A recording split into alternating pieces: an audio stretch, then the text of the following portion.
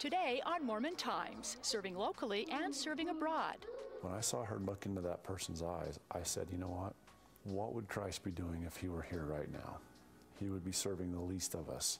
Working with this population is probably, I think, brings us closer to the Spirit than anything I have ever done. Learning to love and help those in need. And basketball made them friends, the gospel made them brothers. 41 years later, learn how an unlikely turn of events rekindled the friendship of two fathers with sons on BYU's basketball team.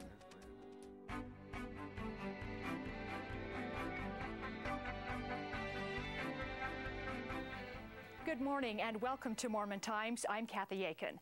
In Matthew chapter 8, verse 2, we read, "And behold, there came a leper and worshipped him, saying, Lord, if thou wilt, thou canst make me clean." Leprosy is a disease some still face today, centuries after that scripture was written. But there are many, including former BYU basketball star Shawn Bradley, who hope the disease will soon be history. There are thousands of colonies throughout the area. Some of them are missing hands and feet, and others have a couple of fingers, and some people are blind, and they're cast out, and they're downtrodden, and they themselves have the stigma of being less than human. Shawn Bradley is talking about the disease of leprosy in colonies scattered in parts of India, a disease many believe was eradicated centuries ago.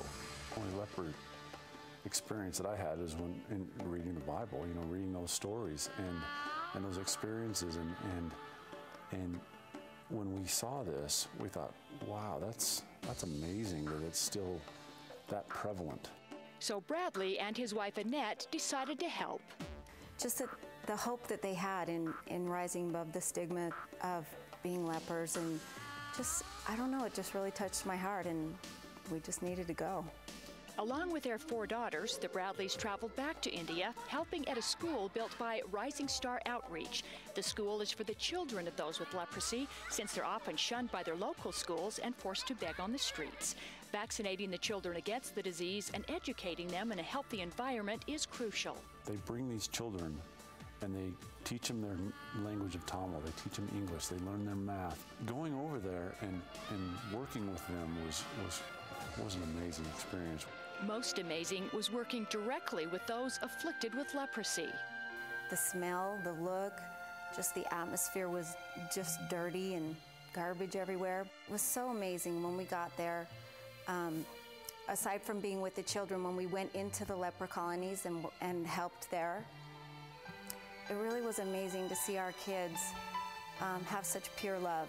Annette showed her love scrubbing the wounded feet of an elderly woman. As I was scrubbing the wounds, and I had my head down, I was just really working at it, and it just splashed all up in my face. I just looked up at her, and I just can't tell you the feeling that I had. It was immediately like the scripture, inasmuch as you have done it unto one of the least of these, your brethren, you've done it unto me. And I just thought, I have to help her. When I saw her look into that person's eyes, I said, you know what? What would Christ be doing if he were here right now? He would be serving the least of us. And it was really touching. I mean, very spiritual, very emotional. I was just so touched by that experience, knowing and feeling God's love for each of his children. That really had a lasting impression. And Shawn and Annette Bradley join us now. And those pictures, some of them are very heartbreaking, but you also say there's a lot of hope.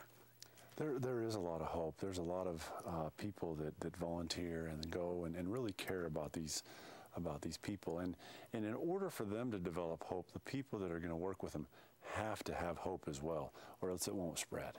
Yeah, exactly. It looks very depressing back there. But leprosy is curable, correct? Yes, as far as I know. What we were told when we went over there, one of our biggest concerns was, well, could we catch this? Is it contagious? Is it something that we need to be worried about? And they says, no. It can be cured for a simple shot, $1.50 or however much it was. It was just a couple of dollars per shot that cures it. The problem is depending on the stage of leprosy, the scars will stay with the person forever. They can't reverse the effects of leprosy, but they can actually stop the disease. Give it to the kids when they're young. Now, Annette, that school is where you volunteered. It looks like they're getting a great education over there. They do. They have a great school set up for them. In fact, when we were over there, the girls, our girls, got to go over and help with the classes. And Charity walked past the classroom and there was no teacher in there, so she just went in and started teaching them math, and the director walked by and he was like, wow, okay, go Charity. But the kids are so excited to learn, and they have such a sweet disposition to learn everything they can and practice their English, and it's really great. I loved in the story where you said you saw the pure love from your children. Now, you went and toured other parts of India, but your children really wanted to go back to the school, didn't they? Yes. When we started going to visit like the Taj Mahal and just other great things in India, all the kids wanted to do was go back and be with the children and spend time there. It was so much more fulfilling and meaningful for them. Well, isn't that great as parents to see that out of your children? That's great. Sean, how was the experience? How has it changed your family?